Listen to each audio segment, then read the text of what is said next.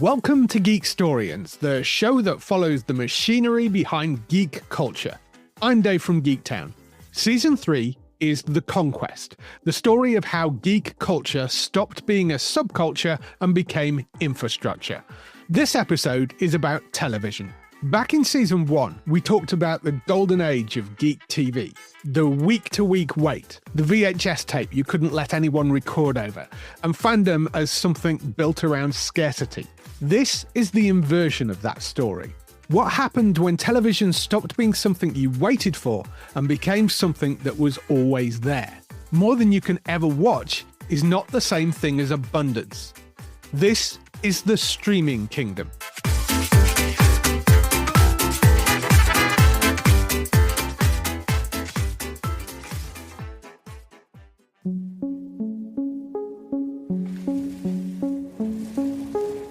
July 2016. A Friday night. Somewhere in the world, someone opens Netflix looking for something to watch. Not a specific program or appointment TV. Not the thing everybody has been waiting all week to discuss. Just something. A thumbnail appears. 4 kids on bikes. A dark sky. A title that sounds like it might be horror or sci-fi or one of those films you half remember seeing on VHS in 1987. Stranger Things. They press play. A boy disappears. Christmas lights begin to flicker. A girl with a shaved head walks out of the woods. A synth score crawls under the door like fog. And then something very strange happens. Not on screen, in the culture. Because by Monday, it feels like everybody has seen it. Not everybody, obviously. Culture always lies about scale. But that's how it feels. People are talking about 11, about Barb, about the Upside Down, about kids on bikes and government labs and whether the 1980s really looked like that or whether we have collectively agreed to remember them through a layer of Spielbergian amber. And here's the strange part.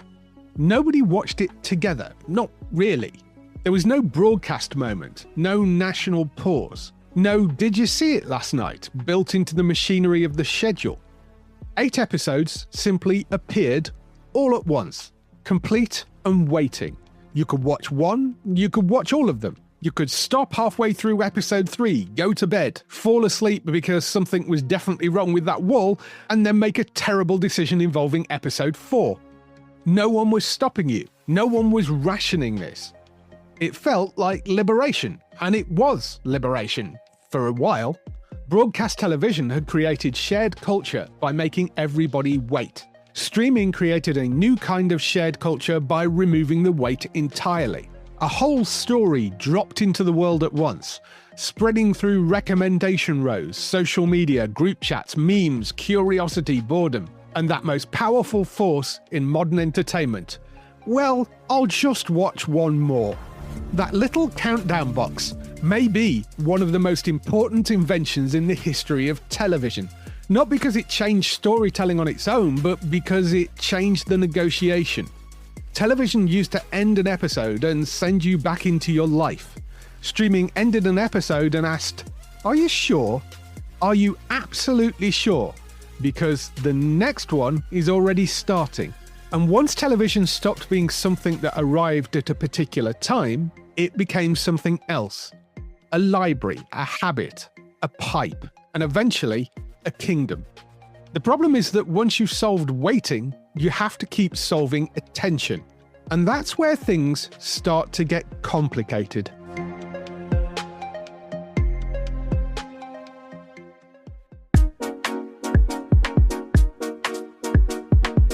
Let's go back to the beginning, 1997.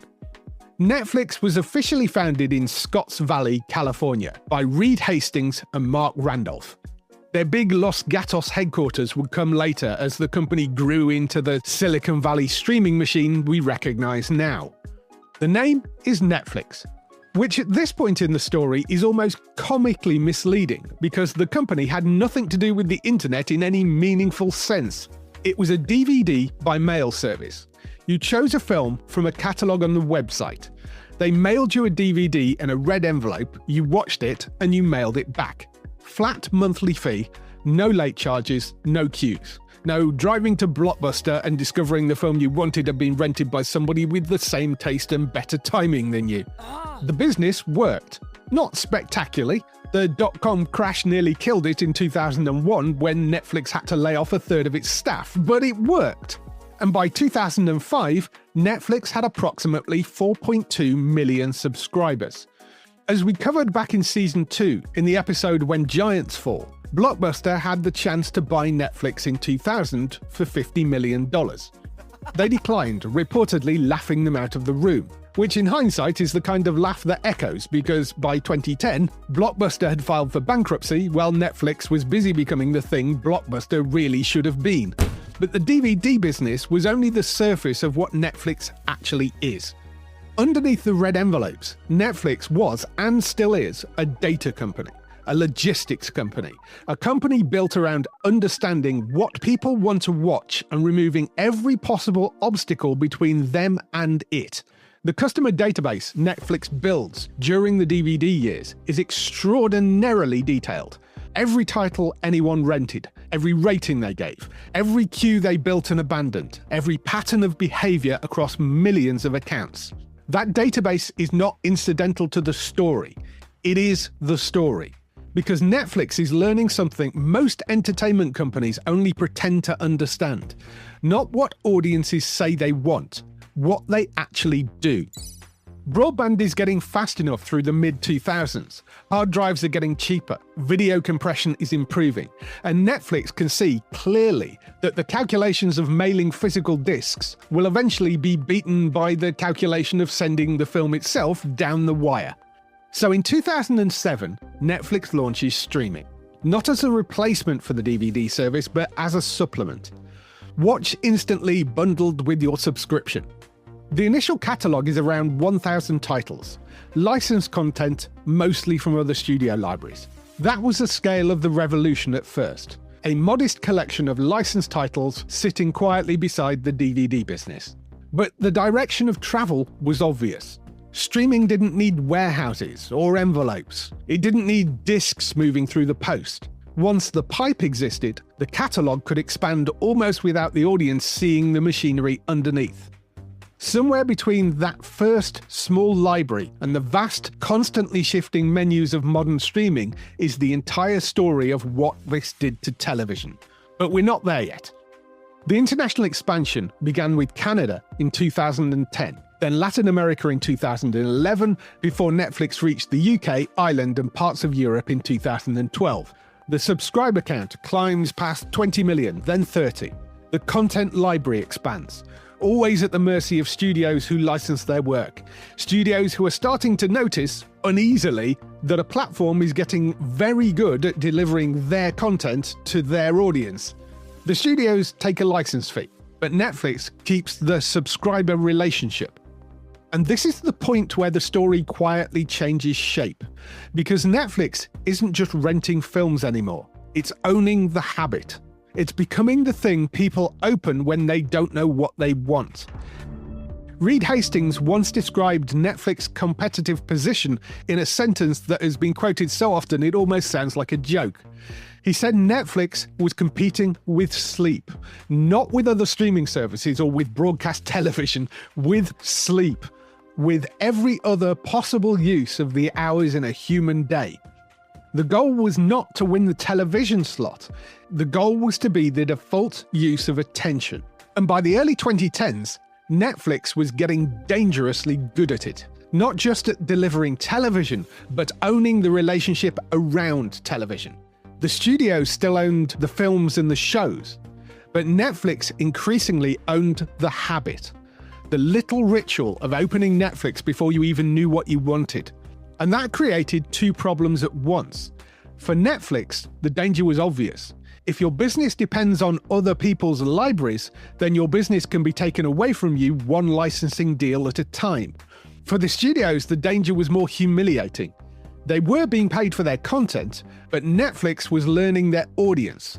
The studios owned the land, but Netflix owned the road everyone was now using to get there. And sooner or later, both sides were going to reach the same conclusion from opposite directions. Netflix would have to stop relying on borrowed shows, and the studios would have to stop letting someone else own the pipeline. Because the library was valuable, but the pipe was becoming more valuable. That's when Netflix stops being a video shot by post and starts becoming a studio.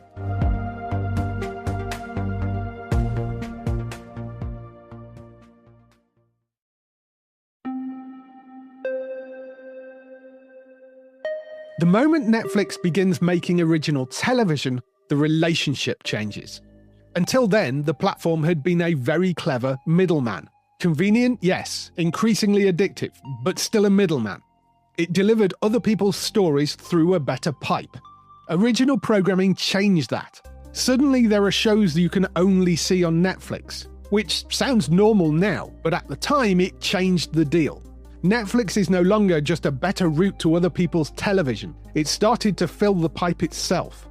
Old television can see the internet coming. In 2007, the same year Netflix launches streaming, Hulu arrives. Catch-up television with broadcast logic still attached. Useful, important, forward-thinking in places. But Netflix is trying to do something more radical. Hulu is trying to bring television onto the internet. Netflix is trying to make the schedule irrelevant. That's the difference. Traditional television had always been built around managed uncertainty. You made a pilot, you tested it, you put it in a schedule, you hoped people found it, you prayed they came back after the adverts. Netflix had no broadcast slot to protect, no Thursday night at 9 o'clock to defend, no need to make every episode fit around commercial breaks. It had a user base, a recommendation engine, and an increasingly detailed map of audience behavior. The schedule isn't dead yet, but the database is starting to look at it funny. That changes the relationship between platform and program. A broadcaster asks, will enough people watch this at the same time? Whereas Netflix is asking, is there an audience for this somewhere inside the system? And if there is, can we get it to them? That distinction matters because suddenly shows that might have looked awkward, niche, too specific, too strange, or too hard to schedule start to look commercially possible. Not because Netflix is a charity for interesting television, let's not get romantic, but specifically because specificity becomes searchable. That's why Orange is the New Black matters so much in this story. Not because it's the only important early Netflix show, because it demonstrates the new logic with unusual clarity. It's a prison dramedy with shifting tones, a huge ensemble, and a centre of gravity traditional television might have struggled to place neatly. Too comic for straight drama, too dark for easy comedy, too sprawling to explain in one sentence without making it sound smaller than it actually is. On Netflix, that awkwardness becomes part of the appeal. The platform doesn't need to persuade everyone to sit down at the same time for the same kind of show. It needs to find the people who will care enough to keep watching. And Orange is the New Black does not just find an audience, it reveals one. For geek culture, the same promise appears from a different angle when Daredevil arrives. The important thing is not simply that Marvel is on Netflix. The important thing is what streaming seems to allow Marvel to become there. Slower, moodier, more bruised, adult skewed in a way Marvel television has never really had the space to be. Because where else was this version supposed to go? Not on ABC. Not with that level of violence, Catholic guilt, moral rot, hallway brutality, and Wilson Fisk turning New York property development into a blood-soaked spiritual crisis. Netflix had room for it. For a while, it feels like genre television has been given space to breathe. Worlds can feel lived rather than rented for the week. The strange edges of fandom, the bits that always needed just a little bit more time and trust, suddenly seem less like a scheduling problem and more like the point. That's the promise of early streaming at its most seductive. For a while, streaming makes genre TV feel less like a risk and more like something television can finally take seriously. And then Stranger Things proves the other half of the equation.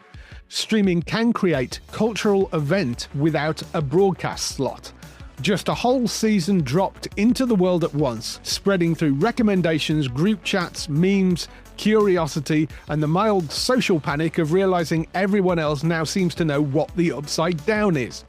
Broadcast television created shared culture by making people wait together. Streaming creates shared culture by making the thing suddenly unavoidable.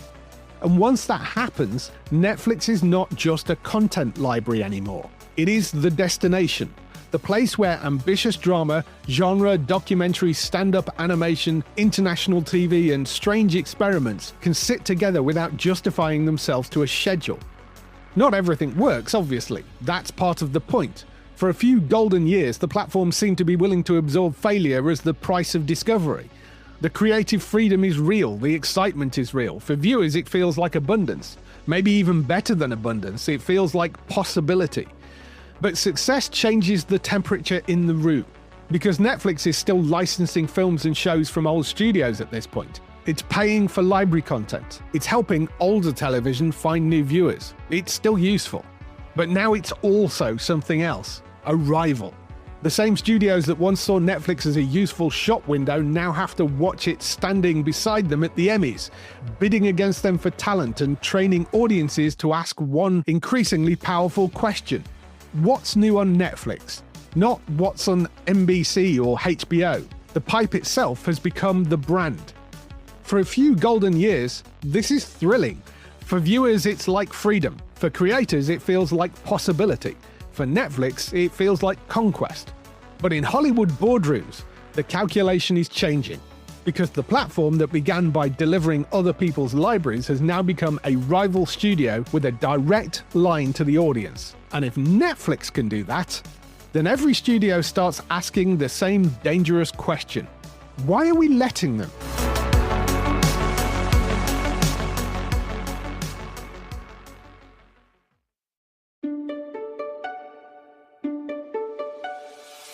In August 2017, Disney makes an announcement that sounds, in the press release, like a business decision. It is announcing they will pull its content from Netflix.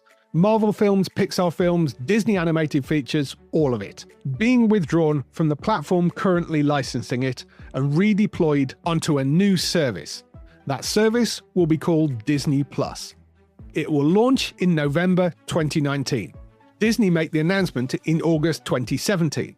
That is 27 months, 2 years and 3 months to assemble, brand, populate, market and launch a major streaming service, then deploy it into a market Netflix have been developing and refining for over a decade. For context, the average Hollywood feature film takes 3 to 5 years from green light to release. Disney launched a major streaming service in the time it takes to make a single film. But the reason is not ambition. The reason is panic. Genuine, board-level, what have we done panic. Because Disney has been licensing its content to Netflix for years. And in that time, Netflix has done something nobody had quite anticipated. It had used Disney's content to build a platform relationship with Disney's audience.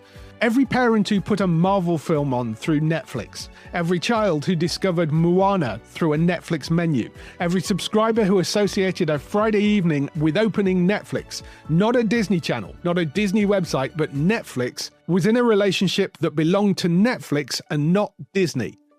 Disney owned the content, Netflix owned the habit. By the time Disney fully understood this, the habit was deeply ingrained across hundreds of millions of households. And the only way to break it was to give those households a reason to form a different habit with a different platform as quickly as possible. Disney Plus was the response. The strategy was straightforward, though the execution was formidable. Use the IP moat, Marvel, Star Wars, Pixar, Disney Animation, National Geographic, as the reason to subscribe. Make the content exclusive. Give the audience no alternative. For the flagship original, Disney went to Jon Favreau, a live-action Star Wars series, the first ever made for television. Pedro Pascal, mostly under a helmet, a bounty hunter and a small green creature of mysterious origin. The Mandalorian premiered on November 12th, 2019, the day Disney Plus launches in the United States. The small green creature, officially named Grogu, universally called Baby Yoda, within approximately 48 hours, became the cultural moment Disney needed. Grogu was everywhere within a week. Memes, merchandise, fan art, the specific phenomenon when a character breaks through algorithmic noise and becomes the thing everybody is talking about regardless of whether they've subscribed to the platform that made it. Disney Plus reaches 10 million subscribers on its first day. It had taken Netflix years to build its audience to that level, which tells you something important. Not about Disney's creative vision. The Mandalorian earns its cultural moment, but the moment is also a product of 50 years of Star Wars brand equity landing on a platform people have been hearing about for months. What it tells you is the cost of entry to the streaming wars is not as high as Netflix's decade of infrastructure building suggests. If Disney can do this in 27 months, the calculation in every other boardroom in Hollywood has just changed. The question is no longer whether to build. The question is how fast.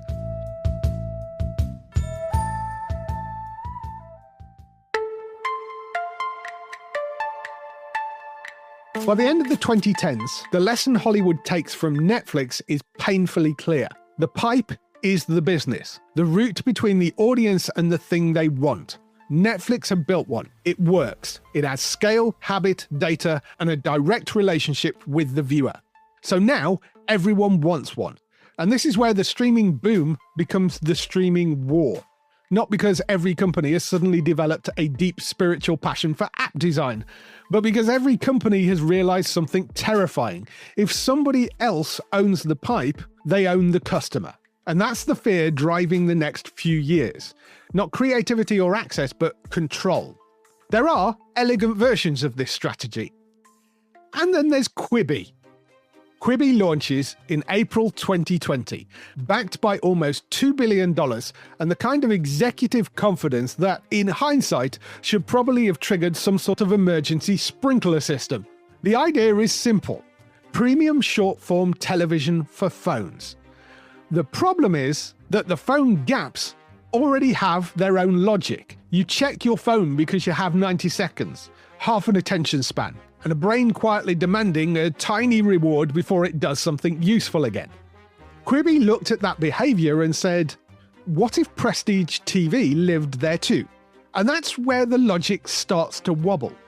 Because a drama does not automatically become mobile native because someone cut it into smaller pieces. It just becomes a drama that keeps stopping. And then with almost operatic cruelty, Quibi launches in the specific month the world stops commuting due to a pandemic. So yes, the timing is catastrophically funny, but the timing is not the whole story. Quibi doesn't fail simply because people stopped moving. It fails because it misunderstands what those in-between moments are for. Quibi looked at the gap in the day and saw a miniature cinema. The audience saw a gap in the day and wanted a dopamine snack. This is why Quibi matters in the pipe wars. It's the purest version of the era's mistake, assuming that if you build the pipe, fund it heavily enough, and fill it with expensive content, a new habit will obediently appear. But habits don't work like that. You can buy content, talent, and marketing. You can't buy behavior, not directly. And Quibi discovered that the hard way. But most of the pipe wars are less absurd than Quibi. But they are driven by the same underlying belief. Build the platform, own the route, train the habit, and keep the audience inside your walls. Disney is the serious version of that idea. Not because Disney Plus promises everything. It doesn't. That's the point. Disney doesn't need to become a general video shop in the way Netflix once did. It only has to gather the worlds people already live inside and put a subscription wall around them. That is narrower than Netflix, and in some ways, much stronger. Netflix had to teach audiences to think of the platform as the destination. Disney arrives with destinations people already know by heart. This is the point where streaming starts to change temperature. At first it feels like access, more television, more choice, more freedom from schedules, channels, and gatekeepers. But once every company starts building its own kingdom, access becomes territory. A library becomes a border. A beloved show is no longer simply available or unavailable. It is deployed, withdrawn, repositioned, reclaimed, and then used to make one platform feel essential while another suddenly feels incomplete. A viewer doesn't experience this as strategy. The viewer experiences it as sofa-based administrative task. You sit down to watch something you were sure was on one service, discover it has moved to another, then spend 10 minutes navigating login screens, subscription tiers, forgotten passwords, and the quiet spiritual defeat of realizing you have become your own cable provider. That's the great irony. Streaming begins as a rebellion against the bundle, then slowly rebuilds the bundle in pieces. Nobody technically forces it back together. There's no single cable company knocking on the door, no packages of 40 channels hiding the 3 you actually want. It reassembles it around desire, one essential platform at a time, until the viewer has recreated the old problem with more apps, more bills, and worse search functionality. Obviously not because the audience wants complexity, but because every company wants ownership. And ownership changes the creative question. In the early streaming boom, the question seemed to be, what can we make now that the old rules have loosened? During the pipe wars, the question becomes colder. What job does this do for the platform? A show is no longer only judged by whether it works as a story, but by whether it attracts subscribers, keeps them paying, strengthens the brand, or fills the gaps between larger franchise moments. That's the point where the word content starts becoming dangerous. Because content is not a genre, it's a function. Everything becomes a different shape inside the same retention machine. Not bad shapes necessarily, some of them are excellent, but they're being asked to do a different job. Not just tell a story, hold the subscriber. And this is where the promise curdles. Because Netflix had taught Hollywood that the platform could become the brand. Hollywood responds by turning every brand into a platform. That's not the same thing. One version opens a door and says, here is more television than you ever had before. The other builds a set of walls and says, the thing you love is in here now. Please keep paying. Streaming wins. That's the strange part. It wins completely. It changes how television is made, sold, watched, discussed, cancelled, revived, archived, forgotten, and monetized. But winning doesn't make the kingdom simpler. It makes everyone want a throne.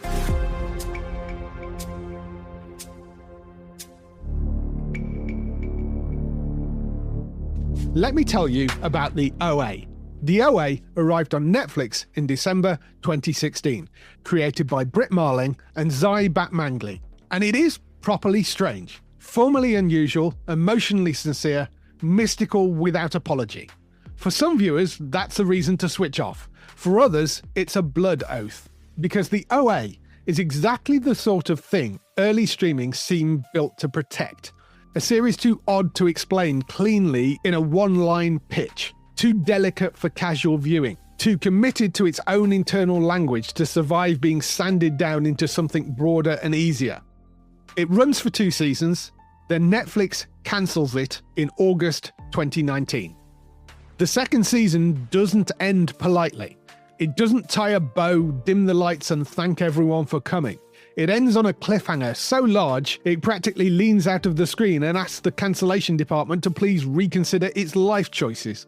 The creators had planned 5 seasons. The audience knew the show was not finished. And Netflix, after weighing whether a mixture of completion rates, cost, engagement, growth potential, and internal logic applied that week, decided 2 seasons was enough. That is the wound. Not simply that the show ended. Shows end and television had always cancelled things. The wound is that streaming had trained audiences to believe the old rules had changed. That if a show found its people, if those people cared deeply enough, if the work was distinctive enough to matter, then maybe it had a better chance here than it would have in the old system. The OA made that promise feel fragile. Fans protested outside Netflix's headquarters, performing the 5 movements from the show in the streets. Because if you're going to protest the cancellation of a series about interdimensional travel, you may as well commit fully to the metaphor. It did not reverse the decision. And that too became part of the lesson. Because old television could sometimes be lobbied. Not always and not easily, but visibly. Fans could write letters, send objects, embarrass networks, make noise in a way executives could understand. Campaigns didn't guarantee survival, but they at least felt aimed at human beings. Streaming changed that. The decision was no longer just happening in a boardroom you could imagine. It was happening somewhere inside the machinery. The almighty Netflix algorithm had weighed the behavior, and it had found the devotion insufficient. Not absent, insufficient. That's colder. And the OA was not alone. Not by a long shot. At one point on our Geektown radio show, I genuinely considered making a Netflix cancels jingle because the phrase seemed to come up so often it basically became a recurring segment. Netflix cancels. But the point is not to turn this into a memorial wall of cancelled Netflix shows. We'd be here all day. The point is what those cancellations taught the audience. That a streaming platform could encourage total immersion, reward binge watching, sell itself on creative freedom, invite you into enormous unfinished worlds, and then end the story mid-sentence if the numbers no longer justified the space it occupied. The show might be beloved, the audience might be vocal, the cliffhanger might be enormous, but the algorithm was not measuring love. It was measuring behavior. And behavior, once translated into metrics, becomes very difficult to argue with. The Marvel Netflix shows revealed a different version of the broken promise. This was not simply Netflix pressing the big red cancel button just because the algorithm had frowned and demanded a sacrifice. It was rights. Once Disney owned Marvel and began building its own streaming future, those characters were always going to be pulled back inside the walls. But for the audience, the result was the same. The shows ended. The characters vanished into contractual limbo. And the emotional agreement turned out to be less important than the corporate one.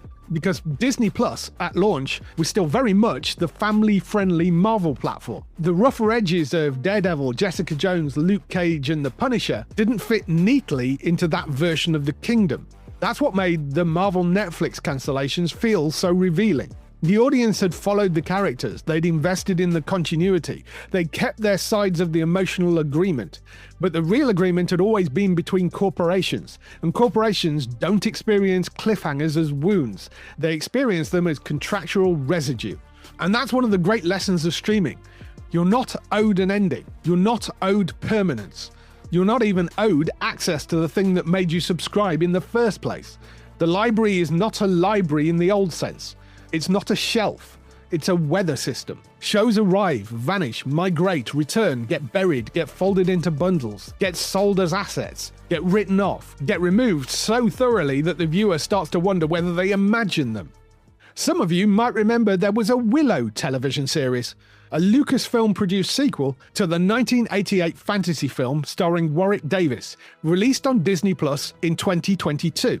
And then in 2023, Disney removed it completely, vanished it from the platform as part of a cost-cutting purge. So now, there is a recent, expensive, franchise-linked television series that subscribers were invited to watch, discuss, invest in and remember, which you cannot legally stream anywhere. Or buy on physical media. That's not an archive, that's a bonfire with a search bar. The discovery problem arrives alongside the cancellation problem. It's less dramatic than a cliffhanger that never resolves, but more corrosive over time. Streaming solves scarcity by creating another kind of scarcity. Not a shortage of things to watch, a shortage of attention, a shortage of orientation, a shortage of trust that the thing you choose will still be there, still matter, and still finish properly.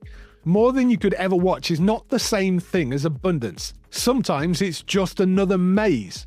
You sit down on a Friday evening with a remote control, theoretically surrounded by more television than any previous generation could have imagined. Then you spend 20 minutes scrolling through rectangles. The platform tells you it knows you.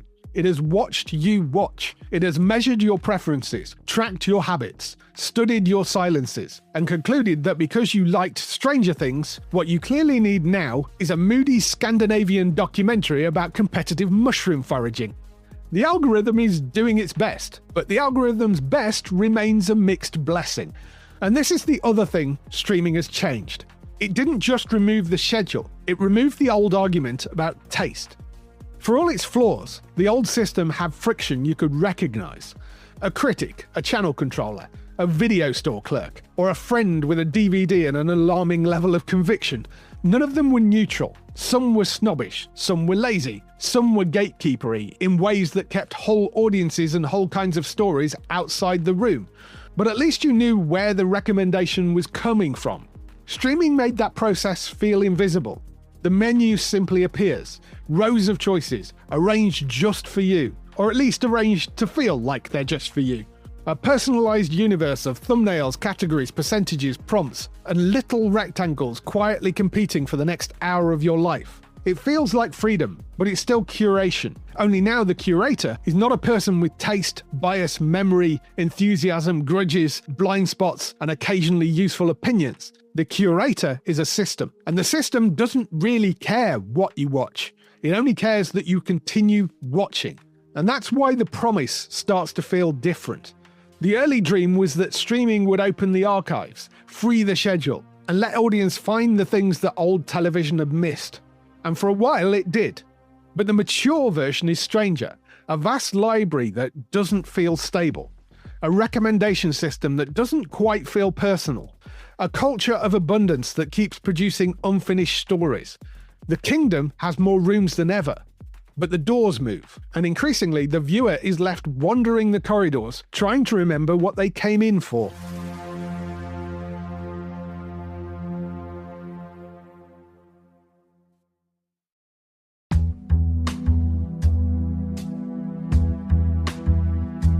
In April 2022, Netflix reported its first net subscriber loss in over a decade.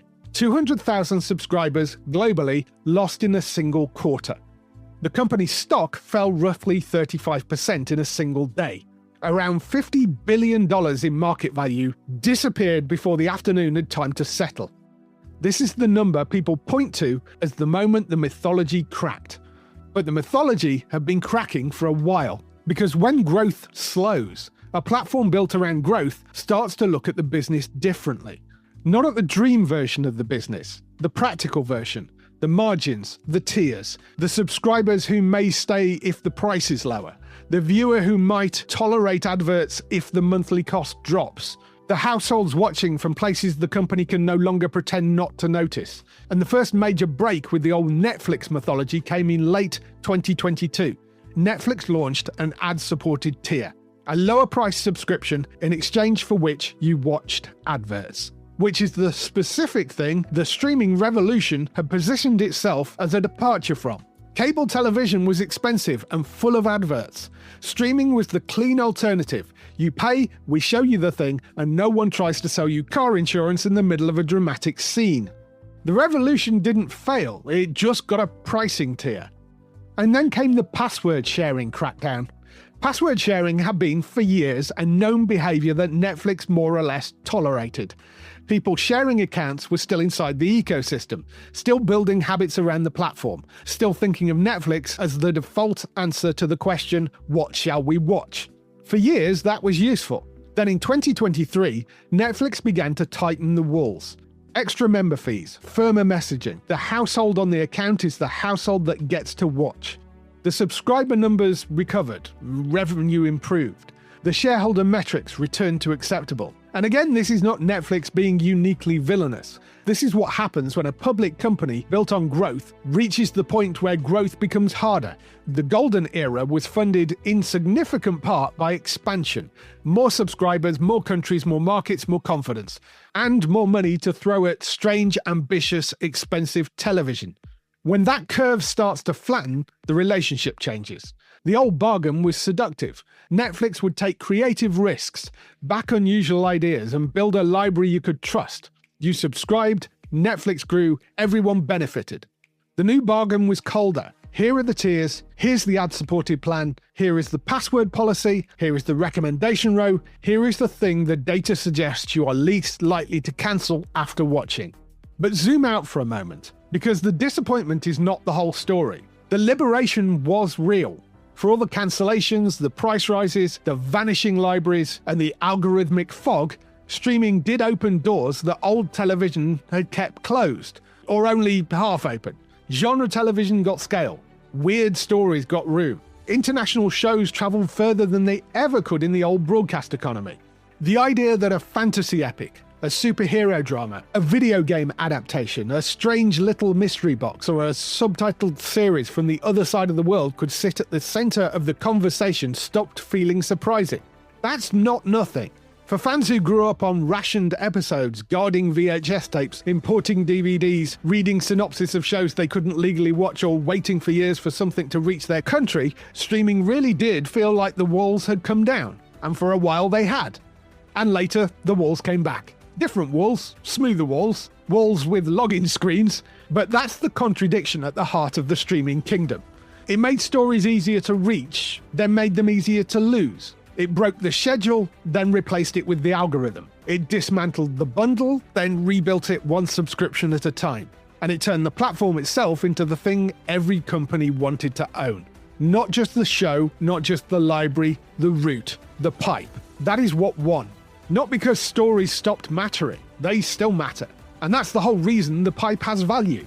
The pipe won because it placed itself between the audience and the story, then convinced everyone that the route was as important as the destination. And like all infrastructure, once it exists, it starts to feel inevitable. You stop noticing the pipes in the walls. You only notice them when they leak. But that's not quite the end of the story. Because if Geekstorians has been about anything across these episodes, it's that fans are very bad at staying where the systems put them. The pipe won the business. It did not win the meaning. Meanings still happen in the old stubborn way. One person telling another person that something mattered. Not because the platform pushed it, and not because the thumbnail tested well. Not because the algorithm decided it was your next logical step after watching 3 episodes of something vaguely similar. Because someone watched a story and carried it out of the machine with them. That's the part the platform can't fully own. It can measure completion, churn, pauses, rewatches and abandonment. It can't quite measure the afterlife of a story, the way it lodges in people, the way it comes up in conversations years later, the way a cancelled show keeps moving because the audience refuses to treat cancellation as the same thing as disappearance, the way a vanished series is remembered precisely because somebody tried to make it vanish. That's where the hope is, not in pretending the streaming kingdom is benevolent. It isn't. And not pretending the old world was better. It wasn't. But in remembering that the pipe is only infrastructure. The story still has to travel through people. So yes, streaming changed television. It turned the platform into the kingdom. But somewhere inside that kingdom, someone still opens an app, finds something strange, presses play, and falls in completely. Then tells someone else. And that's how culture keeps escaping the machinery built to contain it.